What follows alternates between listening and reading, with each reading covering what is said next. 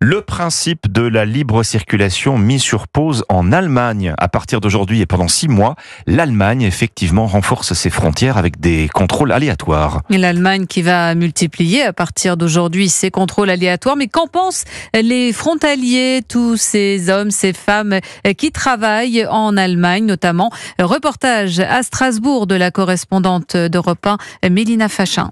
Jean-François et Dominique comprennent et approuvent la décision du gouvernement allemand de renforcer ses contrôles aux frontières. Actuellement, il y a beaucoup trop d'immigrants qui se promènent en Alsace et qui n'ont pas de problème pour aller en Allemagne. Il faudrait quand même mettre des limites. Pour des questions de sécurité, effectivement, actuellement, même en France, l'immigration, c'est un petit peu le sujet numéro 1 et la sécurité.